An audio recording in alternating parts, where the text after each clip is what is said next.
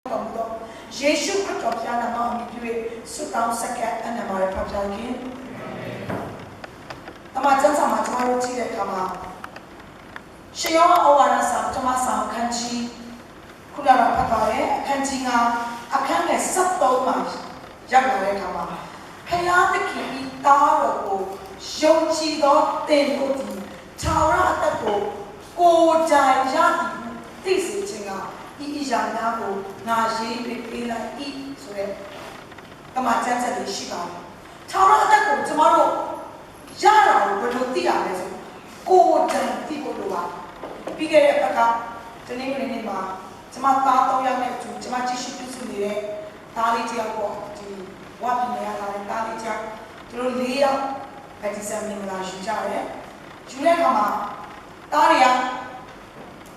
တကယ်တော့တားအကြီးဆုံးက19နှစ်လောက်ရှိတယ်။အငယ်က15နှစ်ကျော်16နှစ်အငယ်ဆုံးက13နှစ်ဖြစ်ပေမဲ့သူတို့ဗက်တီဆန်ယူတဲ့အခါမှာ3ယောက်လုံးပြန်နေရှိတယ်လို့ကျွန်မထင်တော့ဘူးနော်။ဒါပေမဲ့အိမ်မှာတားကြီးကဘယ်လိုတက်တည်ခံလဲဆိုရင်ဘသူကမှကျွန်တော်ကိုတိုက်တွန်းလို့ဆိုတာမဟုတ်ဘဲနဲ့သခင်ယေရှုခရစ်ကိုကျွန်တော်ယုံကြည်တဲ့အတွက်ကြောင့်သခင်ယေရှုခရစ်ကဖျားစစ်ဖြစ်တဲ့အတွက်ကြောင့်ကျွန်တော်ဒီဘက်ဒီစမင်လာကိုယူရဲဆိုတဲ့အကြောင်းကိုတက်တည်ခံတဲ့အခါမှာကျွန်မရဲ့စိတ်ဝင်နေမှာဘာခံစားရလဲဆိုရင်တခြားဘာသာဝင်တရားအနေနဲ့ဗက်တီဆန်မင်္ဂလာယူရဲဆိုတာသူ့တက်တာအတွက်တကယ်ကိုလေးနဲ့ချင်းအထိပ်ပဲရှိတယ်။အဲဒါဆိုရင်သူ့အရင်ကိုးကွယ်တဲ့အရာတွေအားလုံးကိုထားခဲ့ပြီးတော့ဒီသခင်ယေရှုခရစ်တော်ကိုပဲမိမိရဲ့ကယ်တင်ပိုင်ရှင်နေတဲ့ယုံကြည်ရလို့ဆုံးဖြတ်ချက်ချပြီးဗက်တီဆန်မင်္ဂလာယူတဲ့အခါမှာသူ့တက်တာအတွက်တကယ်ကိုအထိပ်ပဲရှိတယ်။ဒါပေမဲ့ကျမရဲ့သားတွေအတွက်ကျတော့မိခင်ဖခင်ခရိယန်တွေဖြစ်တယ်။မိခင်ဖခင်နေအောင်တော့လည်းအမှုတော်ဆောင်တွေဖြစ်တယ်။သူတို့ကနေကျမတို့ကနေမွေးလာတဲ့အတွက်ကြောင့်သူတို့ဖတ်တော်ဆိုတာမွေးပြသူတို့အတွက်နားယူပါကဲတင်ချင်းဆိုတာလေသူတို့တက်တာအတွက်အနည်းငယ်ကြားမှုနေတဲ့အရာချက်နွေရာသီမှာတက်လိုက်တဲ့ကက်မီကျောင်းပိတ်ရက်တွေမှာသူတို့တက်လိုက်တဲ့သင်တန်းတွေဟာသူတို့တက်တာအတွက်မလဲဒါပေမဲ့ဒီမှာလည်းယုံကြည်သူတွေထဲမှာအမိကန်ခရိယန်တရားတွေနဲ့ရှက်တည်နေတဲ့သူရှိတယ်ဆိုကိုယ့်တက်တာကိုပြန်လည်ဆန်းစစ်စေခြင်းနဲ့ကဲတင်ချင်းကတော့ဘယ်လိုလဲဆိုရင်ထာဝရအသက်ကိုကိုယ်တိုင်ရသည်ဟုသိစေခြင်းဟာဒီနေ့လေဘုရားကြောင့်ပြီးမှကျွန်မအငယ်ကြောင့်ကဲတင်ချင်းဝေထားပါတယ်တော့အသက်80ကျော်ပြီသူ့ကိုကျွန်မမေးတယ်အငယ်အိမ်တောင်ကြတာအငယ်ကအိမ်တောင်တယ်လားလို့အိမ်တောင်ကြပြီလားလို့မေးတဲ့အခါသူကဒီလိုကြီးဖြစ်25နှစ်ဒီပါရှိပြီအဲ့မှာသူကဘာပြောလဲဆိုရင်အိမ်တောင်မကြသေးဘူးဖြေလိုက်အဖြေလေးကကျွန်တော်အိမ်တောင်မကြသေးဘူးဆိုတော့သူလူပြိုကြီးဖြစ်နေတယ်သူအသက်တာမှာအိမ်တောင်မကြသေးဘူးသူအဲ့ဒါတေးတေးချာချာသိနေတဲ့အတွက်ကြောင့်သူကျွန်တော်အိမ်တောင်မကြသေးဘူးလို့ပြောနိုင်ဒီနေ့လည်းကျွန်တော်မွေးကြရခရိယန်ကြီးဖြစ်နေပြီမဲ့လေကျွန်တော်ကဲချင်းချင်းကိုရပြီလားကိုယ်တိုင်ရပြီလားဆိုတဲ့အဖြစ်ကျွန်တော်တို့ကရှိထားဖို့အတွက်လိုအပ်ပါတယ်ခါလေးဆိုင်ကျွန်တော်တို့ရဲ့တက်တာမှာသာသနာ့လုပ်ငန်းတွေလုပ်နေတယ်အပြေကိုပဲကျွန်တော်တို့ဂရုစိုက်ကြတယ်ကဲဒီစနာမလေးတဲ့မယုံကြည်သူတွေကြားထဲမှာတေဝါပြီးကြီးကထွက်ပြီးတော့ဝင်ကနေရင်နဲ့ကိုယ်အသင်းတော်ဘောင်ထဲမှာရှိနေတဲ့ကိုယ်သားသမီးတွေကဲဒီချင်းမရဘူးဖြစ်ပြီးတဲ့အပတ်ကျွန်းမှာကျွန်တော်တို့ instructor training နဲ့ပတ်သက်ပြီးတော့ delivery နဲ့ပတ်သက်တဲ့ဒီ instructor training ကိုအသင်းတော်တစ်ပါးမှာတွားရောက်ပြီးဝင်ရတဲ့အခါမှာကဲဒီချင်းအကြောင်းပြောနေတဲ့အဲ့ဒီထဲမှာဒီကနေ့ကြောင့်ခရစ်တော်ကိုတည်ခံယုံကြည်ဖို့အတွက်ဖြစ်လာဆိုလိုတာပါလဲဆိုရင်တခါတလေကြရင်ထာဝရအသက်ကိုကိုယ်တိုင်ရဖို့လိုတယ်ဆိုတာကိုကျွန်တော်တို့နေပြောနေတယ်ထာဝရအသက်ဆိုတာသူ့စီရလည်းပုံငါလို့မရဦးလေးစီရလည်းငါလို့မရအတော်စီကအဖေစီကအမေစီကကျွန်တော်ရဲ့ထာဝရအသက်ကိုကျွန်တော်ငါကြည့်လို့မရသခင်ယေရှုခရစ်တော်ကိုကယ်တင်ပိုင်ရှင်နေတဲ့ကိုယ်တိုင်ဝင်ခံယုံကြည်ပြီးမှအဲ့ဒီထာဝရအသက်ကိုရမှာဖြစ်။ဒါမှဒီမှာရှင်ဒီကိုမမလေးကိုပြန်ပြီးကိုမေးပါငါထာဝရအသက်ကိုရတယ်။ကျွန်မရဲ့မိခင်ဖခင်ကအမိခဲ့တယ်ဖြစ်တယ်။အမိကမိသားစုကနေခရိယာမိသားစုကနေကျွန်မဝင်ခွာလာတဲ့အခါမှာကျွန်မအသက်16နှစ်ပြည့်တဲ့အခါမှာကျွန်မ 16နှစ်လောက်ကစပြီးပြားယောဂဝေဒနာခံစားရတယ်19နှစ်မှာအုံနောက်ထင်းပြားပိုးဝင်တဲ့အတွက်ကျွန်မဆေးရုံမှာကုသခြင်းခံရတယ်လို့မှကျွန်မအကြည့်လက်သွားတယ်အဲ့ဒီအချိန်မှာကျွန်မတက်တဲ့ဆေးရုံမှာစစ်ဆေးရုံဖြစ်တဲ့အတွက်ကြောင့်ရဲဘော်ကြီးကြောင့်ကျွန်မတက်တည်ခံဖို့အတွက်ဖြစ်တယ်အဲ့မှာတော့ဗာတက်တည်ခံလဲဆိုရင်တမီးတင်ရင်ပဲသွားမလဲအဖြေရှိပြီလားကျွန်မအဲ့မှာကျွန်မသိနေတာကကျွန်မလိန်ပါတယ်အတင်းတော့မှကျွန်မအားချရတယ်လူငယ်ကံတော့မှကျွန်မလှုပ်ရှားတယ်ကျွန်မလူမျိုးဟာကဲတင်ချင်းရောက်နေတယ်ကျွန်မထင်ခဲ့အဲ့မှာသူကကျွန်မချက်ချင်းသိလိုက်တယ်ကျွန်တော်အားလုံးသိပါတယ်အဲ့လိုပြန်ကြည့်ဝင်လာတယ်တော့ကျွန်မကဝင်လာတဲ့ကြည့်တဲ့သူကကဲတင်ချင်းရောက်တော့မရောက်လားဆိုချက်ချင်းသိလိုက်ပြည့်တယ်ကတော့ဘာပြောလို့တမီးနဲ့ဒီတညတော့ပြန်စဉ်းစားလိုက်ပါတမလုံးပဲသွားမယ်အဲ့ဒီညမှာကျွန်မနဲ့ဖေကအချင်းချင်းစကားပြောဖို့ဖြစ်တာကျွန်မတေးပဲသွားမလဲကျေးဇူးတော်ကြောင့်အဲ့ညမှာတတိမမေ့တတိကလက်လိုက်ဖြစ်နေတဲ့အဲ့ဒီညမှာတညမှာကျွန်မစဉ်းစားဖို့အတွက်ဖြစ်တာကျွန်မလူမန်းတိကလေးကတင်ညာစပြီးတင်ကလေးကကျွန်မရဲ့ရှိရချက်ကဆရာဝန်ကြောက်ဖြစ်ဖို့ဒါပေမဲ့ဆယ်နှစ်ရောက်တဲ့နေ့မှာကျွန်မမပြောတော့ပြင်းထန်ခံစားရတယ်ဆေးရုံမှာတောက်လျှောက်တာချင်းခံရတယ်19နှစ်အဲ့ချိန်မှာကျွန်တော်တို့ကြောင်းနေပိတ်တဲ့အတွက်ကြောင့်တက်တူလေးပိတ်ထားတဲ့အတွက်ကြောင့်ဒုတိယနေ့ကိုကျွန်မတက်ရောက်နေတဲ့အချိန်အသက်ကတော့19နှစ်ဖြစ်တယ်အဲ့မှာဆေးရုံမှာရှိစေကာလကျွန်မတေးပဲတွားမလဲဆိုတော့ကျွန်မရှာတွေ့အဲ့ဒါမိုးလင်းနာနဲ့ကျွန်မအဲ့ရေပေါ်ထားမျိုးသူလည်းမနေ့ပိုင်းမှာဒါပြီးတော့ဒီဆေးတွေလာပေးနေအစားအစာတွေလာပေးနေကျွန်မမမေးဘူးကျွန်မချက်ချင်းပြောတယ်ဦးလေးကျွန်မကတေးပဲတော့လက်ချင်းရှိဘူးကျွန်မကိုကျေးဇူးပြုပြောပေးပါဟုတ်ပြီတဲ့ညနေကျကျွန်မတေးဦးဆရာခေါ်လာကျွန်တော်တို့ဆူတောင်းတယ်ဆေးရောဆေးရင်တော့ဒီကနေ့ပြန်ချဖို့လေ့လာရအောင်သူကလည်းကျွန်မမနေနိုင်ဘူးအဲ့ဒါဆိုကျွန်မတေးသွားခဲ့ရင်ဆိုရက်စိတ်ကရှိနေတဲ့အတွက်ကြောင့်အဲ့ဒီညနေမှာသူတေးဦးဆရာခေါ်လာတယ်ကျွန်မကိုအနာငြိမ်းဖို့အတွက်ဆူတောင်းပေးတယ်ဖယားသခင်ပြုတဲ့အမှုကဒီနေ့ရဲ့ချစ်ကျွန်မချာတခါမှပြန်မဖြစ်တော့ဟာလေလုယာအဲ့ဒီချိန်ကစပြီးတော့အဲ့ဒီဆေးရုံစင်မီနောက်တနေ့ကစပြီးတော့ကျွန်မယေရှုခရစ်တော်ကိုကယ်တင်ပိုင်ရှင်နေနဲ့ကျွန်မကိုယ်တိုင်ထောင်ရတဲ့ကိုရရှိခဲ့တယ်ဆိုတော့ကျွန်မအကြီးကပြောပြချင်တာထောင်ရတဲ့ဆိုတာကိုယ်စားရှိပေးလို့မရဘူးဒီနေ့ရှင်ဘောလူကဘယ်လိုပြောလဲဒီဘောတေဩဝါစာခန်းကြီး1အခန်းရဲ့7နဲ့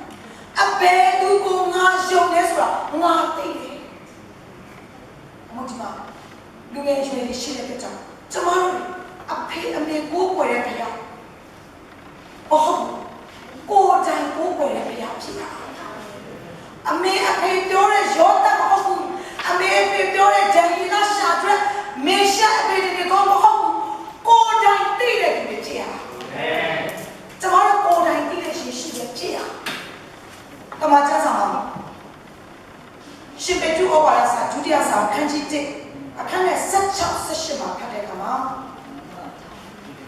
ရှင်ပေတုဩဝါဒစာဒုတိယစာရှင်ပေတုဩဝါဒစာဒုတိယစာခန်းကြီး1အခန်းငယ်16-18မှာ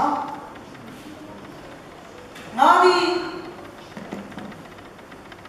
ရှင်ပေတုဩဝါဒစာဒုတိယစာ sorry နှစ်ပေရှင်ပေတုဩဝါဒစာဒုတိယစာခန်းကြီး1အခန်းငယ်16-18မှာငါတို့သခင်ယေရှုခရစ်၏တကိုးတော်ကို၎င်းကြွလာတော်မူခြင်းကို၎င်းသင်တို့အားကြားပြောသောအခါငါတို့သည်ပရိယေနှင့်ပြင်ဆင်သောဒန္တာဤစကားကိုမလိုက်ဘုံအမှုဘော်တော်ကိုကိုယ်တိုင်မြင်သောသူဖြစ်ကြ၏အဘယ်သို့ဤကူကဤသူသည်ငါနှစ်သက်နှက်လို့ရာငါဤချက်ကဘေကြီးဟုသောအတန်တော်သည်ထူးမြတ်သောအယောင်အဝါတော်တဲကငါထိုသခင်တို့ရောက်သောအခါခမည်းတော်ဘုရားသခင်ထံတော်မှာဂုဏ်အသေးဘုံအာနိဘော်တော်ကိုခံတော်မူ၏ကောင်းကင်ကရောက်လာသောထိုအတန်ကိုငါတို့သည်တန်ရှင်းသောကြောင့်ပေါ်မှာ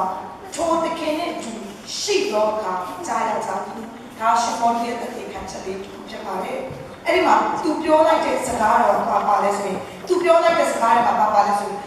ငါတို့သခင်ယေရှုခရစ်တကိုးတော်ကိုအခြားသောသူရဲ့သခင်ယေရှုကို ပြောသူ့ရဲ့သခင်ယေရှုလို့မပြောငါတို့သခင်ယေရှုလို့ပြောတယ်။ဒါမှမဟုတ်ခါလေးတိုင်းကျွန်တော်တို့အသင်းတော်တွေမှာ home stay တွေမှာတသက်ခံချင်းတွေကြားရတယ်။တရားတော်တသက်ခံလိုက်တဲ့သူဘလို့အနာရောဂါနေတာသူဘလို့ယေရှုနဲ့သိတာကျွန်တော်တို့တက်တာပဲဒီဆောက်စရာဖြစ်တယ်။တရားတော်ပြောမယ်သူဘလို့ယေရှုကိုတွေ့ခဲ့တသက်ခံချင်းကျွန်တော်ကြားဝန်ရစရာကောင်းပါဒါပေမဲ့ကျမတို့တွေအကြောင်းငါတို့ဆိုရဲကိုပိုင်ညာပေါ့နော်အမိပြုပြီးပြောနိုင်တဲ့ဖြစ်ဖို့အတွက်အရေးကြီးပါငါတို့သခင်ယေရှုခရစ်ဟာလေလုယာသူများဟာအငါပြောရတယ်မကောင်းဘူးမကြတဲ့ခင်ကကျမကဒီလိုအကြောင်းကောက်စီမှာငယ်ဆုံးသားလေးအကြောင်းကောက်စီမှာပါတဲ့အတွက်ကြောင်းကနေပြီးတော့တိုက်ပုံဖြူဝေးရမယ်ပြောတဲ့အခါမှာသူ့တက်တာပဲတိုက်ပုံဘူးမောက်ပြပဲမရှိကျမလည်းအိမ်မှာမရှိဘူးအဲ့မှာသူကကျမစီဖုန်းလိုင်းဆက်တယ်အမေသားကတိုက်ပုံပြောတယ်အဲ့ချိန်မှာကျမဘယ်မှာရောက်လဲဆိုကျမတကယ်ချင်းဆရာမတော် ICC ကတကယ်ချင်းမှာရောက်နေတဲ့ချိန်တည်းပဲကျမဖုန်းပြောရင်စပီကာနဲ့ဖုန်းလေးပြောတဲ့တော့သူကဘေးကနေစားတယ်ကျတော့တော့မမတိုက်ပုံရှိတယ်တဲ့သူသားငယ်ပြောတော့ယူသွားလိုက်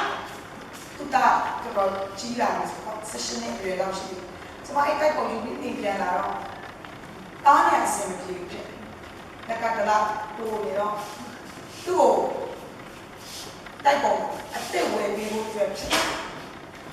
သူ့ကိုပိုင်ရမှာပဲသူ့အတွက်အဆင်ပြေသွားတယ်ဒါအဟုတ်ပဲရှိတယ်ကျွန်တော်တက်တာမှာလေသူများစီအောင်ငါပြောရတယ်မကောင်းကိုတိုင်ပြောရတယ်ခါလေးကြရင်သူ့ဘေအတွက်သူစွတ်တောင်းလို့သူ့ဘေပြောင်းလဲသွားတယ်လို့ပြောရမယ်စကားချက်ကျမဒီလူအတွက်စွတ်တောင်းလို့ကျွန်တော်ဒီလူအတွက်စွတ်တောင်းလို့သူကယေရှုခရစ်တော်ကိုယုံကြည်သွားပါတယ်လို့ပြောရတဲ့စကားအရာတော်ကျူဘာလို့ဆိုရင်သူ့တတိခံချက်ကိုငါပြောရတာချက်ကိုတတိခံချက်နဲ့ကိုပြောရတာကိုအရာကျမရောဆိုလို့လဲဆိုအခုကျမတို့ခရီးရလောကတော်တော်များများမှာ conference တွေအများကျမတို့အထူးသဖြင့်ကျမတို့ရိုက်ပေါ်မှာ conference တစ်ခါမှမပြတ်တဲ့မျိုးဖြစ်တနည်းအားဖြင့်တနည်းအားကျမရဲ့အခွေတွေထွက်တယ်ပလူပြန်နေအောင်ကြောင်းနဲ့ကြောင်းပေးကြတယ်ယုံကြည်သူတွေကဘာတွေဖြစ်လာလဲဆိုတော့အဲ့ဒီအခွေတွေနားထောင်ကြငယ်တွေလည်းနားထောင်ကြတယ်ဒီ conference နဲ့ဆိုင်တဲ့ဟာတွေနားထောင်ကြရင်ဘာဖြစ်လာလဲဆိုကျမနဲ့ဒီမှာပါမှာတော့ကျွန်တော်မသိဘူးเนาะကျမနဲ့ရင်းနှီးတဲ့အတိုင်းအပိုင်းတွေလည်းဘာဖြစ်လာလဲဘယ်ဆရာကဘယ်လိုဟောတာဘယ်ဆရာကဘယ်နေရာမှာဘယ်လိုဟောလိုက်တာငါတို့လို့ရှိချစ်တယ်လို့ဘယ်တော့မှအဲ့စကားလုံးမတော်ဘူးငါ့ကိုဖျားတဲ့ခင်ကဒီလိုပြောတဲ့အတွက်ကြောင့်ငါဒီလိုအသက်ရှင်တယ်လို့ကိုယ်ပိုင်စကားလုံးနဲ့တော့ရဟာလေလုယာအဲ့ဒါလို့ကိုယ်ပိုင်စကားလုံးနဲ့သုံးချင်တယ်ဆိုရင်ကိုယ်ပိုင်ကိုယ်တိုင်အဲ့ဒီဖျားနဲ့ချီးထွေးဖို့လိုအပ်တယ်အမှစစအုံလုံးကိုချီးတဲ့အခါမှာကဘာဦးကနေပြားတဲ့66ချက်ရှိဓမ္မဟောင်းမှာ39ချက်ဓမ္မသစ်မှာ29ချက်စုစုပေါင်း66ချက်ရှိ66ချက်ကိုရေးခဲ့တဲ့အချိန်တိုင်းချင်းမတူဘူးရေးခဲ့တဲ့လူပုဂ္ဂိုလ်တွေချင်းလည်းမတူဘူးရေးခဲ့တဲ့နေရာတွေမတူဘူးရေးခဲ့တဲ့သူတွေမှာရှင်ပြင်းတွေပါတယ်တဏှာတွေပါတယ်ရေးခဲ့တဲ့သူတွေမှာနွားချမ်းသားတွေပါသေးတယ်ရေးခဲ့တဲ့သူတွေမှာတကယ်ဥဆောင်တဲ့သူတွေပါတယ်ပရောဖက်တွေပါတယ်ဒါပေမဲ့အဲ့ဒီတမန်ကျမ်းစာတောက်လာမှာယေရှုခရစ်တော်တပါးကြီးကိုပဲရှင်ညွှန်းထားတယ်မဟုတ်လားအလောင်းအရှိအနာစီဘယ်လိုပြောလဲစီတော်ဘုတော့အမအရင်မရှိပဲနဲ့ရှိလာတဲ့တမန်ကျမ်းစာအသက်ရှင်အဲ့ဒီတမန်ကျမ်းစာတကောရှိအဲ့ဒီတရားဟောတဲ့ဆရာရဲ့အသက်တာကိုစကားပြောနိုင်တယ်လို့ဒီမှာရှိနေတဲ့ဒီအသင်းတော်မှာရှိနေတဲ့ယုံကြည်သူတူချင်းစီကိုဖခင်သခင်ကစကားပြောနိုင်တာ။ဘာလို့ဆိုအဲ့ဒီတမန်ကျမ်းစာအသက်ရှင်လို့မကြတဲ့ခင်ကကျွန်မအင်ဒိုနီးရှားနိုင်ငံကိုရောက်ခဲ့တယ်။အဲ့လိုပြောလို့နိုင်ငံတော်များများရောက်လို့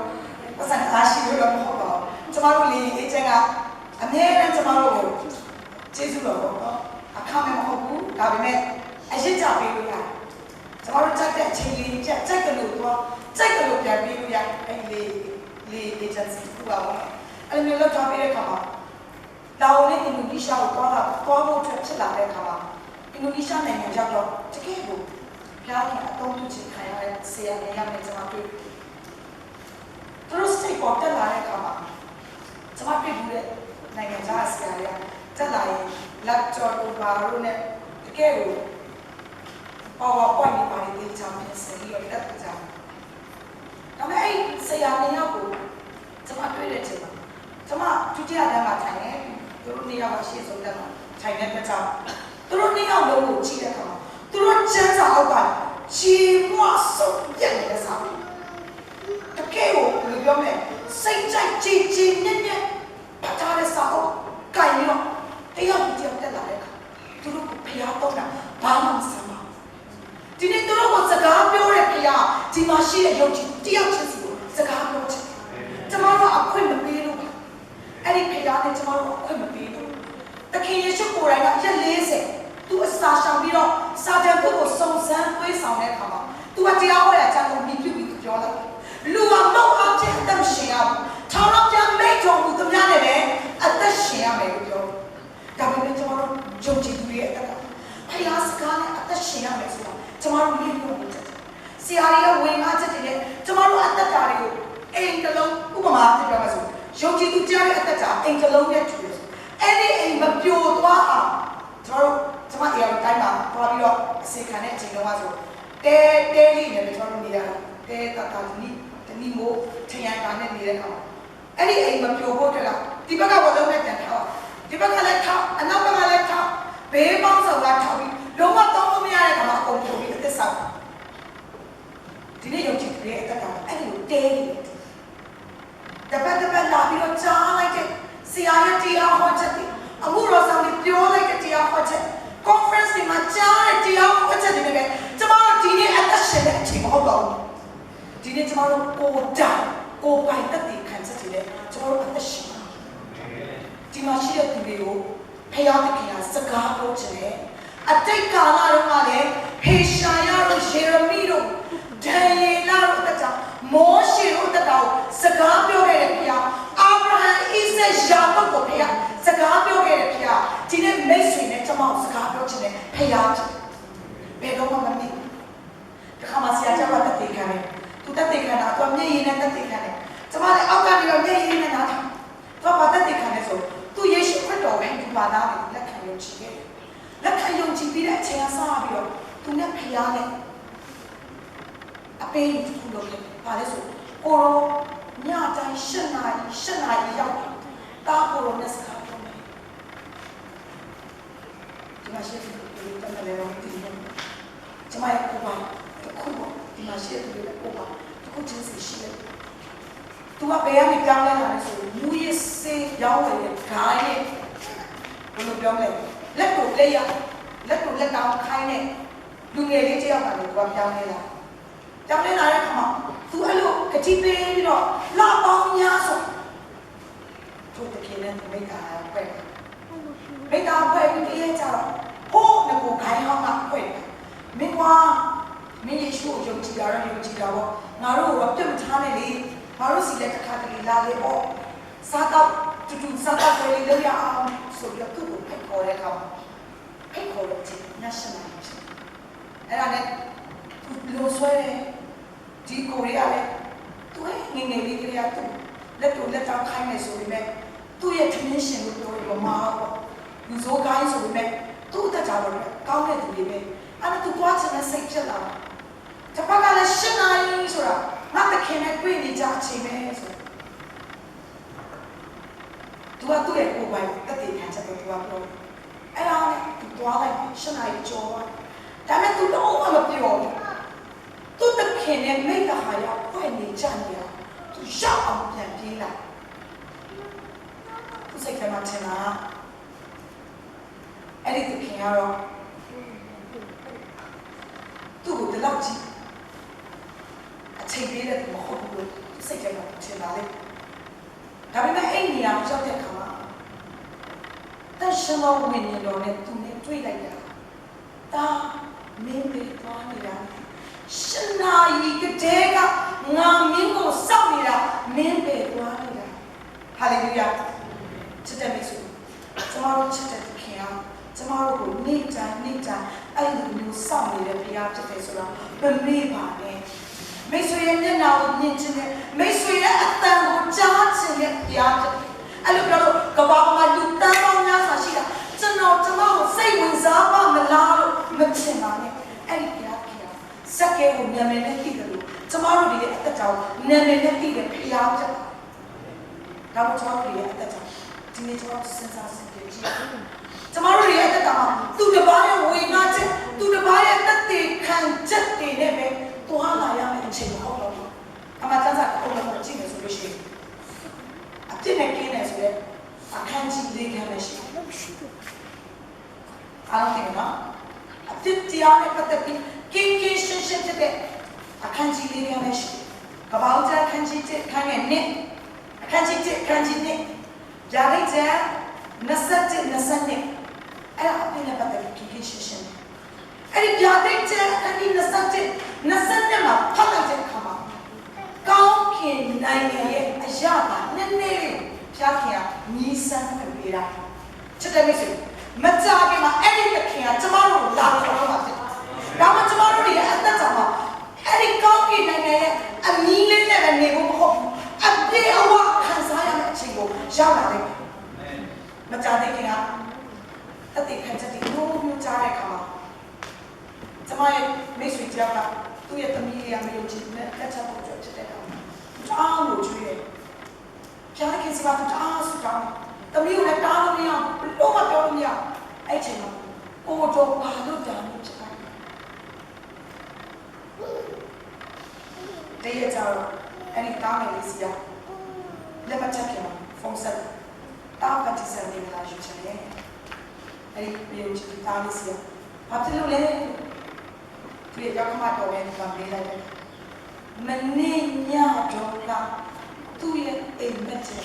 ယေရှုနဲ့တွေ့ခဲ့ချစ်တဲ့မိတ်ဆွေ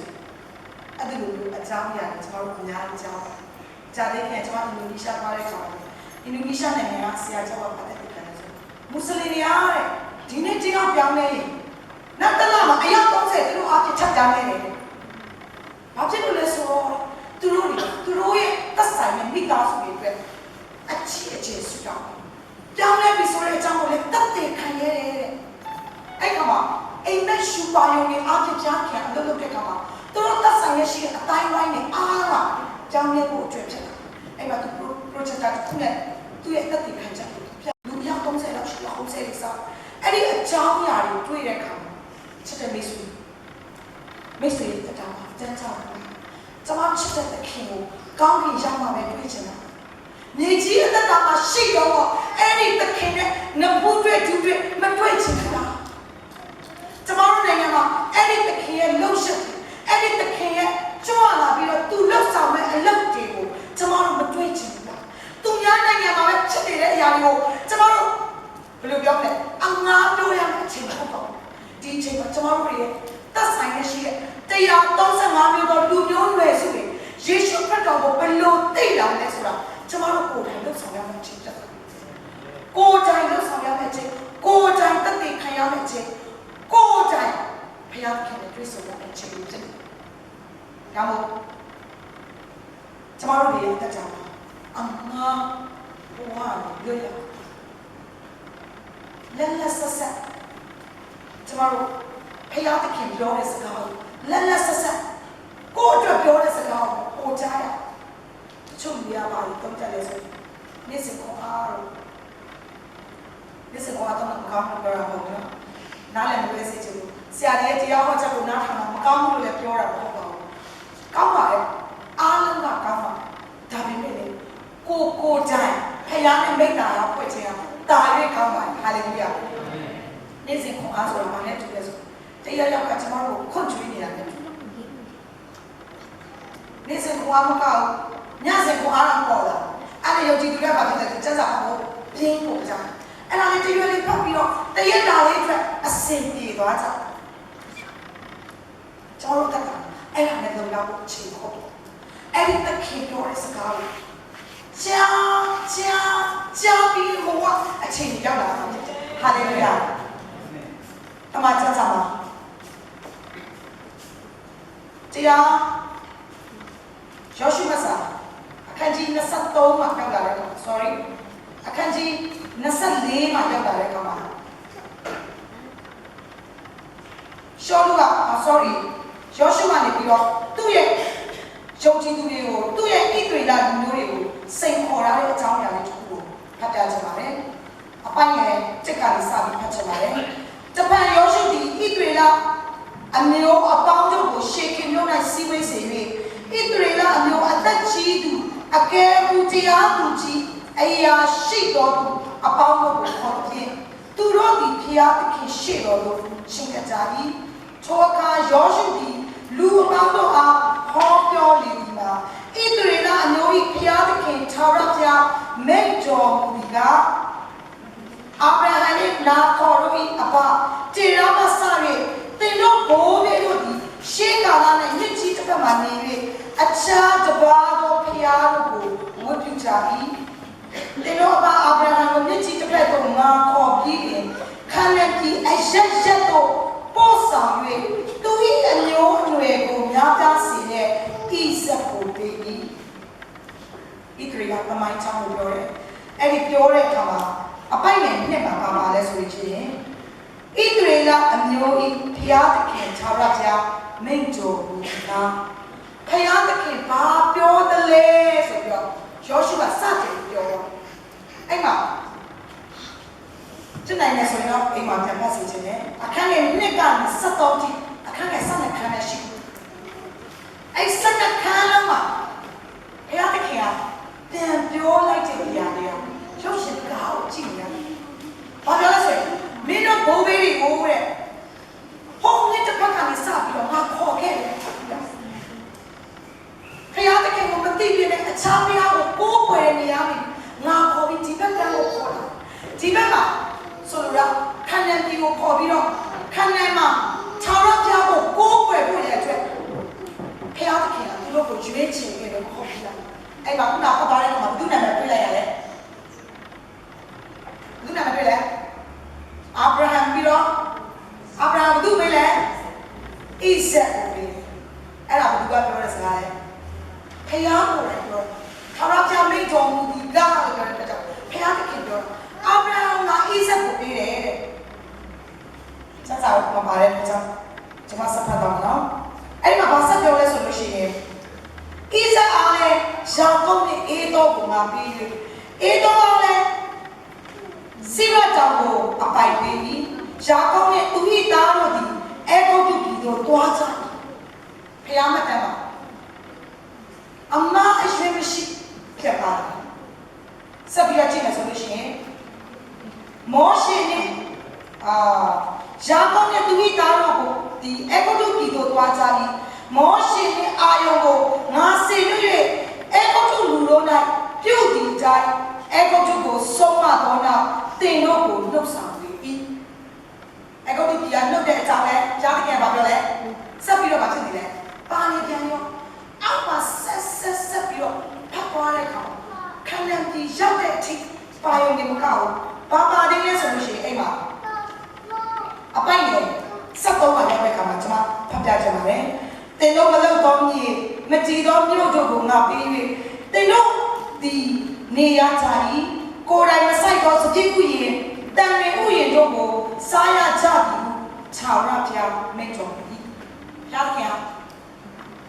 ဘယ်ကနေဘယ်ထိပြောတာလဲကဘာဦးကနေစပြီးတော့သူပြောတဲ့အခါမှာယောရှုမတ်စာရောက်တဲ့အချိန်ဘုရားသခင်ကပြောတာတိကြကြပြောတာဘာပါလဲဆိုရင်ဘာလဲမင်းကချိန်ဆဖို့ရကြစီတယ်ဒါပေမဲ့ငါကမပြုဘူးအဲ့ကသူတခုချင်းပြောလိုက်တဲ့အရာတွေဘာတွေလဲဆိုဣသရေလလူမျိုးတွေအတွက်သူလုပ်ပေးတဲ့အရာတွေချက်တဲ့နေ့ဆိုခါလေးကြရင်ကျမတို့တွေရဲ့အသက်တာဖခင်ကဘာလုပ်ပေးလဲဆိုတာမှတ်မိနေတယ်ကိုကခါလေးကြရင်မှတ်မိချင်မှမှတ်မိစာလဆရာတော်က ကျွန်တော်ကိုအလုံးအထွေးရဖျားခင်ဒီဟာလေလုယာဒါကြောင့်ကျွန်တော်တို့အပေါ်မှာဖျားခင်ဘယ်လောက်ကြီးကောင်းမြတ်လဲဆိုတော့ကျွန်တော်မသိဘူးအဲ့ဒါအားလုံးကိုယောရှုကအဲ့လိုပြောသွားရင်းနဲ့နောက်ဆုံးမှာပါလာလဲဆိုရင်ပိုက်ငယ်14ပါသူကစိတ်ပေါ်ချက်ထည့်လိုက်တယ်ယခုမှ၆ရက်ကြာကိုကြောက်ရွံ့၍ကြီးပြူခြင်းသစ္စာဆောက်ခြင်းနဲ့တကွဝတ်ပြုကြတော့နေကြီးတစ်ပတ်နဲ့၎င်းအဲကုတ်ကျူပြည်၌၎င်းဘိုးမဲတို့ဝတ်ပြုသောဖျားများကိုပယ်၍၆ရက်ကြာကိုသာဝတ်ပြုကြတော့တော့မဟုတ်၆ရက်ကြာဝတ်မပြုကောင်းဟုတင်တို့ဒီခြင်းနဲ့နေကြီးတစ်ပတ်၌ဘိုးမဲတို့ဝတ်ပြုသောဖျားတင်တို့နေရာအမောရိပြည်သားတို့၏ဖျားများတွင်အဘယ်မည်သောဖျားတို့အားဝတ်ပြုနေကြဖို့ရှင်နေရွေးကြတယ်ယောရှုကအားလုံးကိုစိတ်ခေါ်လိုက်တယ်မင်းတို့ကိုကျေးဇူးပြုတဲ့ဘုရားကိုမင်းတို့ကိုးကွယ်မလားအဲ့တော့မကိုးကွယ်ဘူးဆိုရင်အဲ့ဒီတစ်ချိန်တစ်ပတ်မှရှိခဲ့တဲ့ဘိုးဘေးတို့တွေဖောက်ပြန်ပြီးကိုးကွယ်ခဲ့ကြတဲ့ဘုရားတွေကိုအာမောရိတို့ရဲ့ဘုရားအဲ့ဒါကိုမင်းတို့ကိုးကွယ်မလားနောက်ဆုံးမှာကြိုက်တာကိုးကွယ်လို့သူကပြောရင်းနဲ့သူကဘယ်လိုပြောလိုက်လဲဆိုအပိုင်နဲ့15ရဲ့အောက်ဆုံးပိုင်းလေးမှာဖတ်ချင်ပါတယ်အဘယ်မည်သောဖျားတို့အားဝတ်ပြုမိအရာကိုရှင်နေယူကြတော့ငါနဲ့ငါအိမ်သားဖြစ်ရင်ထာဝရဘုရားကိုသာဝတ်ပြုမိဟုဆိုရတော့ဟာလေလုယာယောရှုကဘာပြောလိုက်လဲအာမင်လိုက်ဆိုပြရအောင်ငါနဲ့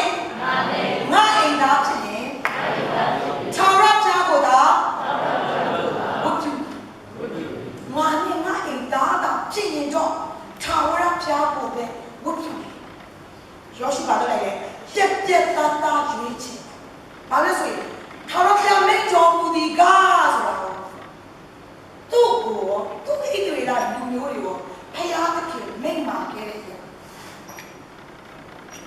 ကြားရမယ်ကြားခဲ့တာမျက်မြင်ကိုတွေ့ကောင်းကင်ကကြားတဲ့မာနဘုတ်ကိုနှစ်40လုံးလုံးကောက်စားလာတဲ့ဣသရေလလူမျိုးတွေအားလုံးကိုသူကစံခေါ်လိုက်တယ်။ငါနဲ့ငါအိမ်သားဖြစ်တော့ထာဝရဘုရားကိုလည်းကိုးချစ်တဲ့မိတ်ဆွေဒီနေ့တော့မှာကျွန်တော်ရုပ်ထုကြည့်တော့ကိုးဟုတ်ပါဒီနေ့ကျွန်တော်တို့ရဲ့အသက်တာကိုကျွန်တော်ပြန်ဆက်စစ်ရအောင်။နေ့စဉ်အသက်တာမှာကျွန်တော်တို့ရဲ့အသက်တာကိုလွမ်းမိုးနေတာပါအိမ်မှာကျွန်မသားတွေကျွန်တော်ပြော no bible no breakfast ကျန်စာအတင်းအိမ်မှာသားတယောက်ပါပြောလို့ no bible no facebook ခါလည်းကျွန်တော်တို့တက်တာမှာလွမ်းမိုးနေတဲ့အရာတွေရှိတယ်စာတန်းသိတယ်ချို့မိတ္တာရလို့ဆိုရှင်းနိုင်ထိုးတာလည်းရက်ခံ sorry 6နိုင်စာရင်ရှင်းနိုင်ဒီကြားထဲမှာမိတ္တာရလို့ဖို့အတွက်ခါလေးကြတယ်ခက်ခဲလားဘာလို့လဲဒီနော်နားရှိတော့ဒီနေရာချပါစေစာရန်တိတ်လေ series လိုက်လုပ်ပေးတယ်ကျွန်တော်တို့အခုတော့ဆောင်တဲ့ series လိုက်မလုပ်အားတဲ့ချိန်သူက series လိုက်လုပ်ပေးနေတော့အရှိန်တက်တယ်မိတ္တာရမှာလက်ယူရှိမိတ္တာရမှာနှလုံးသားအပြည့်မဖြစ်နိုင်ဘူးခန္ဓာကိုယ်ကြီးရောက်နေပြီမဲ့စိတ်ကတော့တခြားမှရောက်နေတယ်ခါကြိုက်ခန္ဓာကိုယ်ကြီးကတော့ကိုယ်ကွယ်ဝတ်ပြုပိုင်းဆိုင်ရာမှာရှိနေပြီမဲ့ဝိညာဉ်ကတော့တခြားညောင်ကြောက်အောင်ကြောက်တယ်ဒါမှမဟုတ်တခြားကိုယ်တဲ့ဆန်းစစ်ဒီနေ့ဒီချိန်တော်ပြားဖြစ်ဘက်လေတဲ့ကြီးရထာဝရတကိုကြံရတယ်လို့ပဲဖယားတခင်နဲ့တက်တဲ့ခံချက်တွေကိုကြံရတယ်လို့ဖြစ်ရဆရာကျောင်းကတော့တက်တဲ့ခံသူစုတောင်းတဲ့ခါမှာဘသူကတော့တေချင်းကနေထောင်းရသွားတယ်အဲ့ဒါသူနားရဲ့တက်တဲ့ခံချက်ကျွန်တော်ငါပြောနေတယ်ချက်တဲ့ဒီထဲမှာညီကိုပေါ့မှာတနေ့တစ်ချိန်တိုင်းကျွန်တော်စုတောင်းပြီးတော့လူသေးထားတယ်ဆိုတဲ့အချိန်ကလာမြန်မာနိုင်ငံမှာရောက်လာပါလိမ့်မယ်ဟာလေလုယာနိုင်ဂျီးရီးယားနိုင်ငံရဲ့စုတောင်းခြင်းနဲ့ဆိုင်တဲ့ conference တစ်ခုကြောင်းကိုကျွန်တော်ဒီအခွေရနေကြည့်တဲ့အခါအားကြောင်းနိုင်ငံကိုဖြစ်ချင်ဂိုင်းပေါင်းစုံအတင်းတော့ဂိုင်းကနာပေါင်းစုံကစုတောင်းတာဘုရားကြောင့်ဘောလုံးကွင်းတဲ့ကွင်းတော့အပြည့်ကျွန်တော်တို့နိုင်ငံမှာခေါ်လိုက်ပြီဆိုဘာဖြစ်တယ်လဲဘယ်သူဆောင်လာလဲအရင်ဆုံးနေတယ် လူဆောင်တဲ့နေသူဆောင်တာနဲ့ဟိုတခြားကိုင်းနေတာဆောင်တာပေါ့မဟုတ်ရဲ့ကိုတရားဟောရရှိတဲ့ဆရာကြီးများဦးဆောင်တာလားအမကိုတိတ်မချိုက်တဲ့ဦးဆောင်တာလားနောက်ပြီးကြတော့ဘာဆက်မေး Praise and worship ဒူဦးဆောင်တယ်ဒီမှာတာလို့ဒူဦးဆောင်မှာဘောချာကိုတော့ဦးဆောင်တော့ဘယ်လိုပါလဲရွေးကြအဲ့ဒါကြောင့်မို့လဲဒီနေ့ဒီအချိန်ကြီးဂိုင်းပေါင်းစုံစုတောင်းကျေးဇူးတရားများကိုကြောင်းတယ်ဟိုဘောလုံးကိုအပြစ်ကျွန်တော်တို့ကိုပိုင်ဖြစ်လာတဲ့အထိစုတောင်းလို့ပါကျွန်တော်တို့နိုင်ငံကမ္ဘာနိုင်ငံတည်တည်ရဲ့ခေါင်းဆောင်တွေရောတွက်ချက်ကြတဲ့အခါမှာလို့ထောင်မဖြစ်သေးတဲ့နိုင်ငံတွေကကျွန်တော်တို့နိုင်ငံပါပါတယ်ခါမှဘလို့ထောင်မဖြစ်သေးတဲ့နိုင်ငံအင်ဒိုနီးရှားတို့ဖြစ်ပါတယ်တရုတ်တို့ဖြစ်ပါတယ်ကျွန်တော်တို့အိန္ဒိယနိုင်ငံတွေတော်တော်များများမှဖြစ်ခဲ့ပါတယ်မဖြစ်သေးတာကျွန်တော်တို့နိုင်ငံမဖြစ်သေးဘူးချင်းချင်းရှားရှားလုံးထားမှုတွေလူသေးတွေချမ်းမြောက်တာတွေဘောလုံးကွင်းပြခရုစိတ်တွေလောက်တာတွေမဖြစ်သေးပါဒါမှကျွန်တော်တို့ရဲ့အဲ့ဒါတွေအားလုံးကကျွန်တော်တို့ရဲ့ကျွန်တော်တို့ရဲ့အချိန်နာရီနဲ့အမိပြုနေတယ်ဆိုတော့အဲ့ဆိုရင်ကျွန်တော်ရဲ့အတ္တကျွန်တော်မမေ့လို့စေချင်ပါဘူးဒါမဲ့ဒီမှာလား16-19မှာ event ကိုကြီးကျယ်လို့ပို့ရတဲ့စူတောင်းနေကြတယ်ပြင်ဆင်နေကြတယ်ဘယ်လိုဖြစ်လာမလဲတော့မသိဘူးပေါ့နော်ဒါပေမဲ့အားလုံးကမျောနေကြတဲ့အကောင်းဆုံးကိုအဲ့ဒီအရာတွေပြီးသွားခြင်းကြောင်းနိုင်ငံလို့ထောင်းလို့နေတယ်အားလုံးစိတ်ဝင်စားလားစိတ်ဝင်စားတယ်ဆိုကျွန်တော်တို့ကိုယ်စူတောင်းပါဟိုလူကတော့လေမြစ်တာဝမ်းသာငြိမ်းချမ်းရာပွဲကြီးအတွက်ဆုတောင်းနေတယ်လူစိတ်အပ်ကိုခေါ်တော့ဖို့သူဆုတောင်းနေတယ်သူများအကြောင်းကိုတတ်သိမခံကြဆိုကျမတို့ကိုယ်တိုင်လုပ်ရဟာလေလုယာကျမရဲ့တတ်တာကျဖျားခင်အခုကျွန်တော်တော့ဒီနေ့ထားစချောင်းနဲ့ခုနဲ့လောကဖျားခင်ကျမရဲ့တတ်တာနိုးစော်ရဲ့အရာလေးကိုရှိရဲ့အချိန်တိုင်းတော့ဒီမှာရှိတဲ့ရင်းနှီးတဲ့မိသားစုတွေကိုလည်းကျမလာပြီးတော့ဝင်ထားပေးမယ်အဲ့ဒါရဲ့အမီးလေးကတော့ပါလဲဆိုရင်ဒါမဲ့ဘုရားမာလာ73ရက်နေ့မှာမိဘမဲ့ကလေးများ Sunday ဆိုရှိ Often Sunday ဆိုတော့ကမ္ဘာနိုင်ငံတွေတော်တော်များများမှာကျင်းပနေကြတယ်အဲ့လိုပြောလို့ကျွန်တော်တို့လူငယ်တွေတောင်းပေးရမယ်တွားချွေးရမယ်တွားပြီးတော့သူတို့ကိုလုပ်ရမှာလို့တော့မဆိုလိုပါဘူးအဲ့ဒါလေးချက်ပေါ်တော့ကျွန်တော်မိခင်များနေဆိုကျွန်တော်တို့ဘုသူ့ကိုပြုတယ်ဆိုရင်မိခင်ကိုကုန်ပြုဖခင်များနေဆိုရင်ဖခင်ကိုကုန်ပြုဒါဆိုမိဘမဲ့ Sunday တနေ့ကလေးဆိုရင်ကျွန်တော်ဘုသူတွေကိုပြုထိုက်မိဘမဲ့ကလေးကိုပြုတာအနည်းဆုံးတော့အသင်းတော်ကကျွန်တော်တို့စုပေါင်းပေးရမမေ့ပါဆိုရင်ကျွန်တော်တို့မြန်မာနိုင်ငံရဲ့ခရီးရတက်ကလေးမှာကျွန်တော်ကြည့်ရခါမှာအဲ့ဒီချက်ကိုတွေ့တယ်။ဟောအဲ့ချက်ကလေးကိုထည့်နေတာပေါ့နော်။ကျွန်တော်စုတောင်းရအောင်ဘာလို့ဆိုရင်ကပ္ပနိုင်ငံရဲ့အတီးတီးမှာမိဘမဲ့ဆိုတာမရှိတယ်လို့မရှိဘူး။နိုင်ငံတိုင်းမြို့တိုင်းရပ်ကွက်တိုင်းမှာမိဘမဲ့ဆိုတာရှိတယ်။ဒါပေမဲ့အဲ့ဒီသူတွေကိုကျွန်တော်မမေ့လို့ရကြွယ်ဖျောက်ခင်လားလူကမာလာ73ရက်နေ့ပေါ့ဒုတိယတနင်္ဂနွေလေးကိုကမ္ဘာနိုင်ငံတည်တည်မိဘမဲ့တနင်္ဂနွေလေးဆိုပြီးတော့ပြုလုပ်ချင်ပါကြတယ်ကျွန်တော်တို့နိုင်ငံမှာတော့တခါမလုပ်သေးဘူးပေါ့နော်ဒါမို့ကျွန်တော်အနည်းဆုံးမိတ်ဆွေတွေကိုကျွန်တော်ပြောရဲသူများနိုင်ငံမှာလုပ်တာတွေလည်းကျွန်တော်မပြောကြဆိုကျွန်တော်တို့ကိုစားအနည်းဆုံးတော့သူတို့အတွက်ဘာလုပ်ရလဲဆိုစွတ်တောင်းရတယ်ကိုဘေးနားမှာရှိတယ်လုပ်ချက်ဆိုကျွန်တော်တို့ဂျင်းစားကြပေါ့နော်ပြီးပါမယ်ကျွန်မကိုယ်တိုင်ကကလေးလုပ်နေတဲ့အတွက်ကြောင့်ဒါကိုကျွန်မဂရုပြုပြီးတော့အထူးပြုပြီးတော့ပြောတာမဟုတ်ပါဘူး။အဲဆိုကျွန်မကိုယ်တိုင်ကလည်းယေရှုခရစ်တော်နဲ့မတွေ့ခင်ကကျွန်မကိုယ်တိုင်ပြီးပါမယ်ကြောင်းလူတိုင်းကမိခင်ဝမ်းနဲ့မွေးလာကြတဲ့ကအဖဖယားနဲ့ဝဲကွာပြီးမှမွေးလာကြတယ်။ဒါမှကျွန်တော်ရဲ့အကြောင်းပါယေရှုခရစ်တော်ရရှိပြီးတဲ့အချိန်ကစပြီးတော့အဖေဆိုတာကိုခေါ်ခွင့်ရတယ်။ခြားရတဲ့ကိုတိုင်ရတယ်လို့ကျွန်တော်နဲ့သက်ဆိုင်ရအခုမိဘမဲ့မြန်မာနိုင်ငံမှာဆို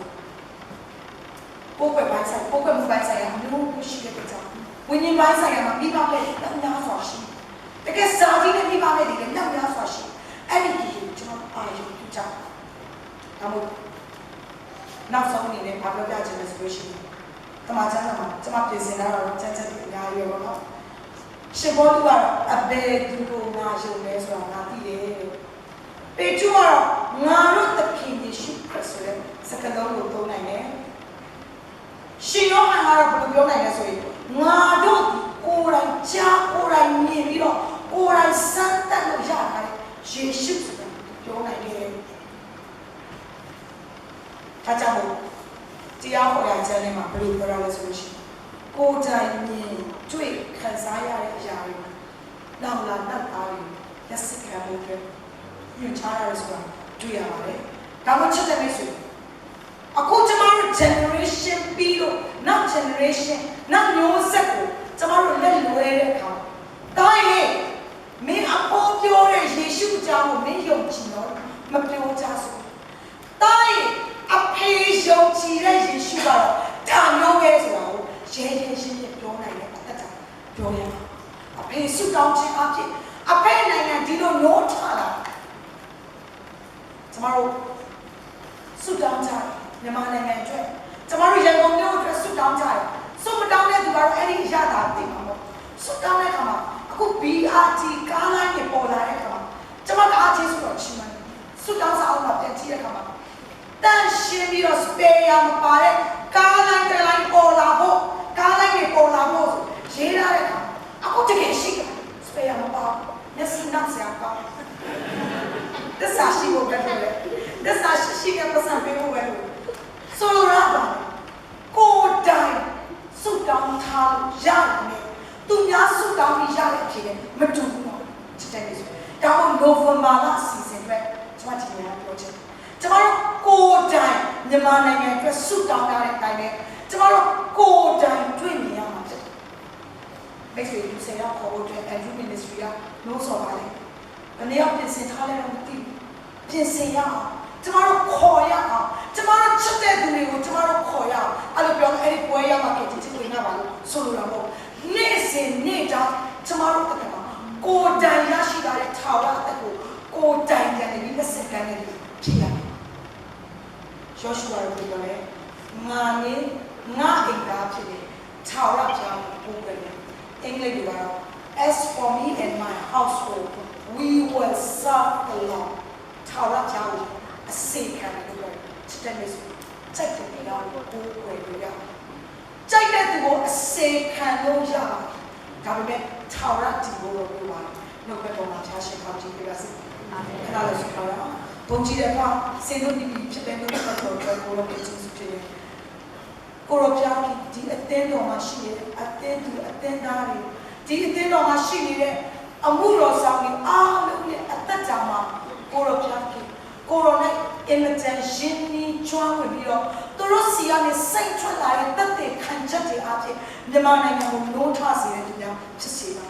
သူတို့ကိုယ်တိုင်ရရှိကြတဲ့ကိုတော့ကိုသူတို့ကိုယ်တိုင်အပိုင်ရရှိကြတဲ့ကိုတော့ကိုသူတို့ဘာကိုပြန်လဲကိုယ်တိုင်အစစ်ကတဲ့သူများဖြစ်စေဖို့အတွက်တန်ရှင်တော်ကိုပြောလို့ဆိုတော့အထူးဖြစ်နေတူဒီအတွက်ယေရှုပြားနာမနဲ့ကောင်းချီးပေးပါဒီတော့မရှိတဲ့လူငယ်များရဲ့အကြောင်းအမှုတော်ဆောင်တွေပြောတဲ့နှုတ်ကပတ်တော်ဆရာအသီးသီးပြောတဲ့နှုတ်ကပတ်တော်တွေပေါ်မှာရှက်ကြည်တဲ့သူတွေမဟုတ်ဘဲနဲ့ကိုယ်တိုင်ကိုယ်တော်နဲ့မိတ္တဟာယဖွဲ့ပြီးတော့ကိုယ်တော်ရဲ့အတန်ကိုကိုယ်တိုင်ကြားနိုင်တဲ့လူငယ်တွေဖြစ်စေဖို့ယေရှုပြားနာမနဲ့ကောင်းချီးပေးတယ်ပါအဖဖျားတဲ့ဒီညမှာရှိနေတဲ့အိမ်တော်ဦးစီးကိုယ်တော်သားအသီးသီးတွေလည်းယေရှုနာမနဲ့ကောင်းချီးပေးပါ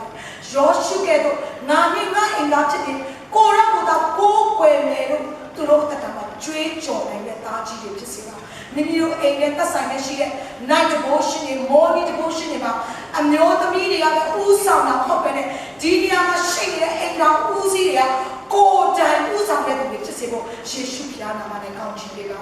အဖဆုတောင်းစီဝေးတွေဆိုရင်အများအပြားအမျိုးသမီးတွေမဟုတ်ဆိုးမတွေနဲ့စုဝေးနေတဲ့နေရာဖြစ်တယ်လို့ကိုရောဒီနေ့ဒီချိန်ကစပြီးတော့ဒီအမှုရာတွေကိုတော့ချက်သိမ်းပေးပါကိုရောစီဝေးတိုင်းမှာလူငယ်တွေရောအိမ်တော်ဦးစီးတွေရောပါလာတဲ့ဝတ်ပြုစည်းဝေးတွေဆုတောင်းစည်းဝေးတွေဖြစ်စေဖို့ကိုရောပြဒီအသင်းတော်ကိုကောင်းချီးပေးအသင်းတော်မှာရှိတဲ့တေကိုဆရာကြီးကိုလည်းယေရှုနာမနဲ့ကောင်းချီးပေးပါတယ်ကိုရောသားရဲ့ခန္ဓာပိုင်းဆိုင်ရာကိုကျမ်းမာခြင်းတဲ့ပေါ့ပို့ဆောင်လို့ဒီကသူ့ရဲ့ဝိညာဉ်ပိုင်းဆိုင်ရာမှာလည်းတာ၍ကိုရောနဲ့နှဆိုင်ဆိုကိုယ်ပွဲဝတ်ပြုပြီးတော့ ဒီအတင်းတော်မှာရှိတဲ့သူ့ရဲ့တိုးတွေကိုအကောင်းဆုံးသောအစာအာဟာရကိုကျွေးမယ်ဒါကြီးဖြစ်စေအချိန်တည်းမှုတော်ဆောင်အားလုံးရဲ့ပုံမှာလေယေရှုနာမနဲ့ကောင်းချီးပေးပါတယ်ကိုရောအလုပ်တွေများခြင်းအပြင်အချိန်ကုန်တဲ့သူတွေအလုပ်တွေရှုပ်ရှက်ခတ်ခြင်းအပြင်အမှုတော်ထမ်းရခြင်းအပြင်အချိန်ကုန်ပင်ပန်းတဲ့သူတွေဟုတ်တယ်ကိုရောနဲ့နဖူးတွေဒူးတွေမိတ္တဟာရပွဲအချိန်တည်းမှုတော်ဆောင်ဖြစ်စေပါသူတို့အတ္တရစီးထွက်လာတဲ့အသက်ရှင်တဲ့နှုတ်ကပတ်တော်များကိုဒီအသင်းတော်မှာရှိနေတဲ့အမျိုးသမီးများဒီအသင်းတော်မှာရှိနေတဲ့အမျိုးသားများဒီအသင်းတော်မှာရှိတဲ့လူငယ်များဆန္ဒရှိကလေးများကိုလက်ဆင့်ကမ်းနိုင်တဲ့သူများဖြစ်စေလို့အရှင်ယေရှုခရစ်နာမနဲ့ကောင်းချီးပေးရပါကိုရောပြန်လာဝင်ရတဲ့အချိန်တိုင်းကအင်မတန်နီးကပ်နေတဲ့အချိန်တိုင်းကိုရှောက်ရှိနေပါအဖတော်တို့သမီးတို့အသက်တာအသက်ရှင်ဖို့ရန်အတွက်ကျမ်းစာဖတ်ဖို့ရန်အတွက်ဆုတောင်းဖို့ရန်အတွက်အသင်းတော်တည်ရောက်ဖို့ရန်အတွက်အေဝံဂေလိဝင်ရောက်ဖို့ရန်အတွက်အင်မတန်မှအချိန်ကုန်ခန်းနေပါဘူးပါဒါဝဒီမှာရှိညီကိုပေါ်မှာနိုင်အသက်တာကိုတော့သက်ရှင်တော်ဝင်အဖြစ်လို့ဆိုလဲသူတို့အသက်တာရဲ့အချိန်နာရီကကိုရောနိုင်ငံတော်အတွက်သာဖြစ်စေပါကိုရောနဲ့မိတ္တာရဖွဲ့ခြင်းလိုက်တာရွှေကိုရှာဖွေခြင်းငွေကိုရှာဖွေခြင်းမဟုတ်ဘဲနဲ့ကိုရောမျက်မှောက်တော်ကအစင်အမြဲရှာဖွေတဲ့အသင်းသူအသင်းသားအမှုတော်ဆောင်များဖြစ်စေပါအဖကိုရောကိုယေရှုတင်ပါတယ်ဒီအားနဲ့သမီးတို့ဘာလို့မှမတောင်းဆိုပါဒီအသင်းတော်မှာရှိနေတဲ့သူတွေကကိုရောနဲ့တာရရှင်ပြီးတော့သူများဖြစ်လာဖို့ကိုရောနဲ့တာရမိတ္တာဖွဲ့တော်သူများဖြစ်လာဖို့အတွက်ပါသမီးတို့တောင်းဆိုပါရပါကိုရောဒီအသင်းတော်မှာဒီမြန်မာနိုင်ငံနိုးထစပါဒီအသင်းတော်မှာရှိနေတဲ့praise and worship ကိုဦးဆောင်နေကြတဲ့ကိုရောသားသမီးတူချင်းစီရဲ့ပေါ်မှာလည်းအရှင်ယေရှုခရစ်နာမနဲ့ကောင်းချီးပေးပါသူတို့ရဲ့ဝတ်ပြုကိုးကွယ်ခြင်းအပြင်မြန်မာနိုင်ငံရဲ့ atmosphere အားလုံးကိုကိုရောပြောင်းလဲစေမှာတက်တော်ကြောင့်ကိုရောကိုချီးမြန်မာနိုင်ငံမှာလွယ်ကူလာတဲ့စာတမန်နဲ့လွယ်ကူချုပ်ချယ်ထားတဲ့အရာအားလုံးပါဒီသားသမီးရဲ့ကိုးကွယ်ဝတ်ပြုခြင်းအပြင်ကိုရောရဲ့မျက်မှောက်တော်ကိုရောတက်ရောက်စေအကောင်းရဲ့ဘုန်းနာမှာတက်တာချင်းရှားနိုင်စေအကြောင်းဖြစ်စေပါလာမယ့်နိုဝင်ဘာလမှာပြုလုပ်မယ့် event ကလည်းဒီအသင်းတော်အပြည့်ဘုန်းနာမှာချင်းရှားစေအကြောင်းဖြစ်စေပါကိုယ်တိုင်ပါဝင်ရမယ်ဆိုတာကိုအတ္တအတိအကျနားလည်နိုင်စေဖို့တက်ရှင်တော်မျိုးပြအလေးပေးခွင့်ပြတဲ့တကွာပို့ဆောင်ကိုရောကိုယေရှုတင်နေရှောရှုခဲ့လို့ငါနဲ့ငါအင်သားဖြစ်နေကိုရောကိုသာကိုယ်ွယ်မယ်ကိုရောကိုသာအစေခံမယ်လို့အရောက်စီတိုင်းတက်တာကျွေးကြော်နိုင်တော့တာဖြစ်စေလို့အရှင်ယေရှုခရစ်နာမနဲ့ကောင်းချီးပေးဆုတောင်းပါတယ်ပါ။ရောက်စီတဲ့ပေါ်မှာဖျားရှင်ကောင်းပေးပါစေ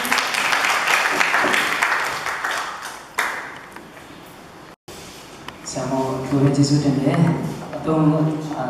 သရှင်တော်မျိုးတို့လည်းကျေးဇူးတင်တယ်။ဒီမှာလည်းတာလည်းတုံးပြီးတော့စီကျွန်တော်ဆုတောင်းပေးပါမယ်။ကိုချိန်မှာကျွန်တော်တို့ကြောင်းများဆရာရှိတယ်ဆိုရင်ဆရာမ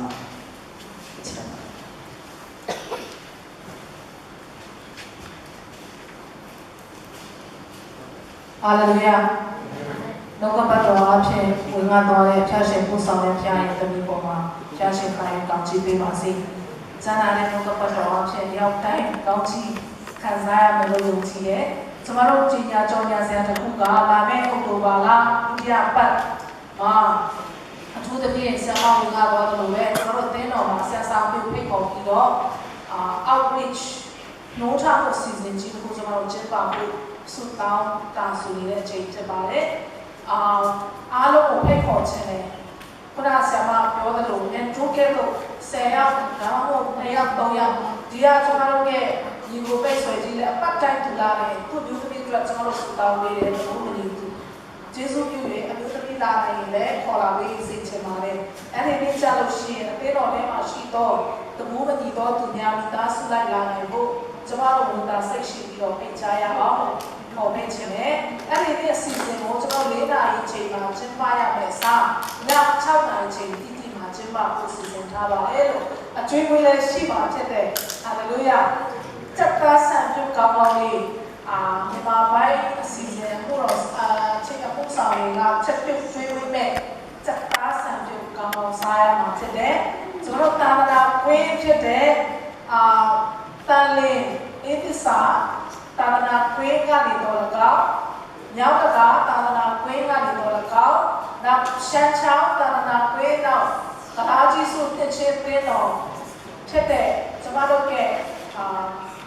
အ သေးတော့တမီးသေးတော့ချက်တဲ့ဆရာဆုံးပြီးတော့သေးတော့မှလည်းလာကြမှာဖြစ်တယ်ဖိတ်ကြားထားတာရှိပါတယ်အားလုံးဒီအဲ့ဒီလေးမှာပါဝင်ဖို့နိုးထားဖို့စီစဉ်ပါပြီးဒီလေးရရှင်က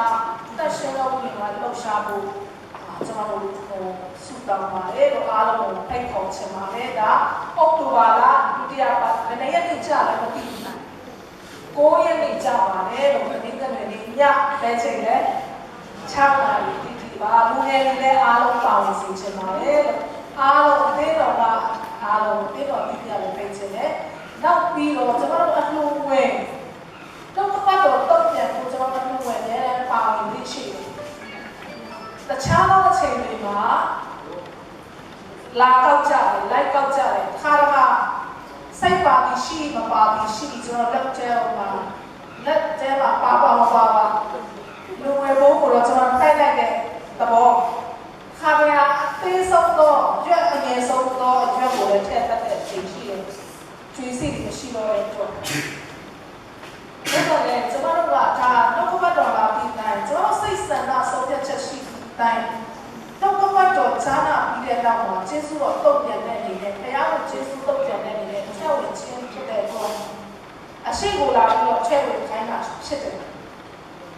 ကော်မတီဝင်တွေကအခုဘယ်လိုလုပ်လာလဲဆိုတော့အနောက်မှာကျေးဇူးပြုတဲ့အနောက်ဘက်ကိုတစ်ဆက်လောက်ကြည့်ကြည့်ပေးပါလားဘုံလေးတွေ့မယ်ထင်တယ်တွေ့လားဟုတ်ကဲ့ပါအဲ့ဒီဘုံလေးထဲမှာအပေါက်လေးတစ်ပေါက်ရှာပေးကြပါအဲ့ဒီထဲမှာတကယ်လို့အပေါက်ထဲမှာအမှုဝယ်ကိုထည့်ချင်တဲ့ဘုရားကိုဆိုတဲ့အမှုဝယ်ထည့်ချင်တဲ့လောက်ထည့်ဖို့ပြန်မဆက်ဘူးဆိုလို့ရှိရင်ဆရာတို့ကိုဖိတ်လိုက်ပါjoint secretary ဆိုတော့သူစီမှာတော့ရှိပါအဲ့မှာထဲလို့ရတဲ့နေရာဖြစ်တယ်။အရာကကျွန်တော်တို့အတင်းအဓမ္မမစေခိုင်းဘူး။ဒါပေမဲ့ကိုယ်စိတ်ဆန္ဒရှိတဲ့အတိုင်းရွက်ကြီးရွက်သေးရွက်နေပြီးစိတ်ဆုံးဖြတ်ချက်ရှာပြီးတော့အမှုဝင်ချက်ဖြစ်တယ်ဆိုတာကျွန်မပေါ်ပြချင်တယ်။အမှုဝင်ချက်ဖို့အချိန်ကိုကျွန်တော်တို့ပြီးတတ်နေလို့ပဲ။ကိုအလားကြလို့ရှိရင်စက်ကပ်ပြီးတော့ကိုပါဝင်ခြင်းတော့ပါဝင်လို့ရတယ်။အပြန်ကြရင်လည်းထည့်လို့ရတယ်။ဘာဖြစ်လို့လဲဆိုတော့ကျွန်တော်တို့စုတောင်းတဲ့အခါကျတော့အမှုဝင်ပါလာတဲ့လူတွေအတွက်လည်းကျွန်တော်စက်ကပ်ပြီးတာဖြစ်မှာဖြစ်တဲ့အတွက်ကိုယ်ကိုယ်တိုင်နဲ့စက်ကပ်ပြီးတော့ကိုယ်စိတ်ဆုံးဖြတ်ချက်ရှိတဲ့အတိုင်းထည့်ဝင်စေချင်ပါတယ်လို့အဦးတီးလည်းရှိတယ်ဒီကနေ့လာတော့ပါလေအဦးတီးလာပါဝင်ကြတယ်ဆယ်ဖို့လို့လည်းလာပါဝင်ကြတယ်ကိုပေါ့စက်တဲ့ကိုဆောင်ရတဲ့အတိုင်းဘုံဝင်ထည့်လို့ရတယ်ဆိုတာပေါ်ပြချင်ပါတယ်လို့ဒီနေ့တော့အနောက်မှာရောက်နေပြီဆိုတော့ကျွန်တော်အရှိရောက်နေပြီဆိုတော့အနောက်ကိုပြန်သွားရမှာဘယ်လိုနေလဲသွားချင်တဲ့ဆက်ရှိလားရှိပါတယ်အပြန်ကျရင်များထည့်ချင်လားထည့်ချင်တယ်ဆိုလို့ရှိရင်အပြန်ကျထည့်လို့ရပါတယ်လို့တော့တော်တယ်ကျွန်တော်တို့ဆုံးသက်တာကျေးဇူးတော်ချီးမွမ်းရင်းနဲ့အခုဝင်လဲဆက်သက်ပြီးမှဖြစ်တယ်ကျွန်တော်တို့လူသမျှအရာကကောင်းချီးပေးတယ်ဖခင်ရဲ့ကောင်းချီးပြန်ပေးခြင်းကစ30 60တရားကျွန်တော်အတိုးနဲ့ပတ်စံယူရင်တရားမှာတသိန်းမှာအတိုးနဲ့ယူ5ချက်လောက်တော့ဆယ်ဆမတိုးတယ်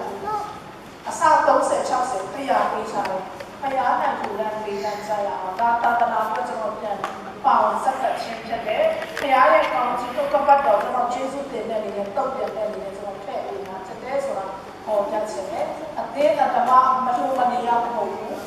နှိုးဆောင်ရတဲ့သူတွေယူလို့ရတယ်ဆိုတာကျွန်တော်တို့ပြချင်တဲ့အတွက်ဘုံနဲ့ထားတာဖြစ်တယ်ဆိုတော့နောက်ပိုင်းကျလို့ရှိရင်စာအိတ်လေးနဲ့တကယ်လို့ဆရာတို့တပုတ်ထည့်ချင်တယ်ဆိုတော့ဒါလည်းစာရည်နဲ့ထည့်ချင်တယ်စာအိတ်လေးလည်းထွက်လာမှာဖြစ်တယ်ဆိုတော့ပေါ်ပြချင်တယ်ကိုယ့်ရဲ့စုတောင်းတင်ပြချင်တဲ့ချက်တွေရှိတယ်ဆိုလို့ရှိရင်ကျွန်မစီမံတော်လကောက်တရားစီမံလာပြီးတော့စုတောင်းခံချင်တဲ့အချက်တွေစာရွက်လေးနဲ့ဟောရေးပြီးတော့ဒါမှမဟုတ်အဲ့ဒီထုံးတဲ့ပုံနဲ့ပါလဲထည့်ရေးလို့ရပါတယ်ဆိုတာပေါ်ပြချင်ပါတယ်လာမယ့်ပတ်လာရပထမပတ်ဖြစ်တယ်ပွဲတော်ရှိမှဖြစ်တယ်ရဗယ်လီယံဘီကတရားတွေပွဲတော်လာပြီးတော့ဦးဆောင်ပေးမှဖြစ်တယ်ဆိုတာပေါ်ပြချင်တယ်အားလုံးပေါ်မှာဖက်ရှင်ကောင်းချီးပေးပါစေ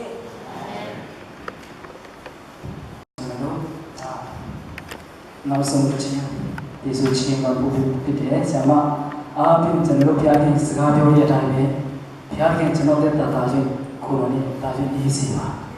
ဒါကြောင့်ကိုယ်တော်နဲ့ချီယူဖို့ကျွန်တော်စာရှိပါတယ်ဆိုပြီးမှစိတ်ကရင်နဲ့ကျွန်တော်personal worship team နဲ့မှာချီဝမ်းဒီဆိုကိုယ်ကိုယ်လုပ်ပါတယ်လို့ အဆုံးသတ်မှာကျွန်တော်အစံမှာဖြစ်ဆုံးဖြတ်စုတာဖြစ်ဖို့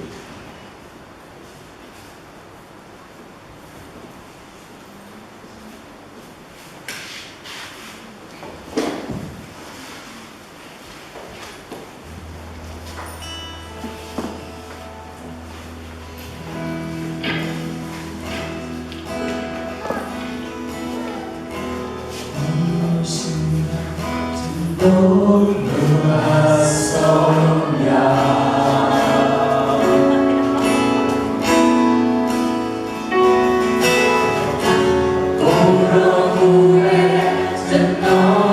kênh Ghiền Mì Gõ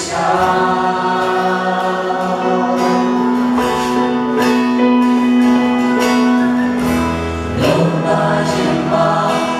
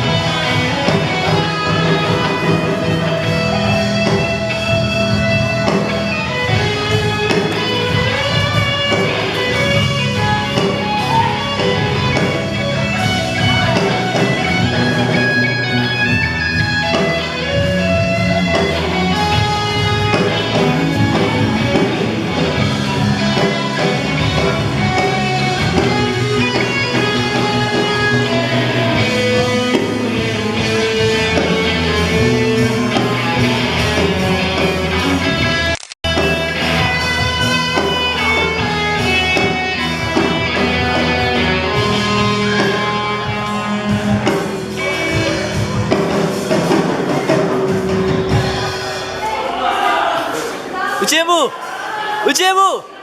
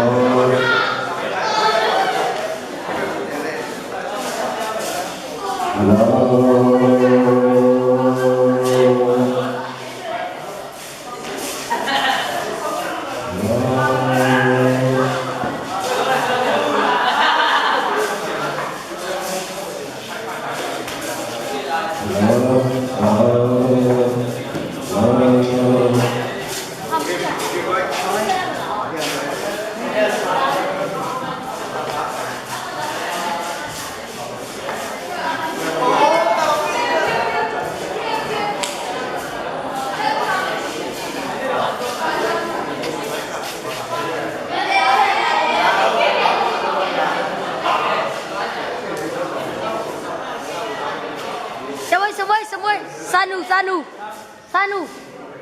ငါမျက်စိကြော်ရတာဆန်းနုငါမျက်စိကြော်ရတာငါမျက်စိကြော်ရတာ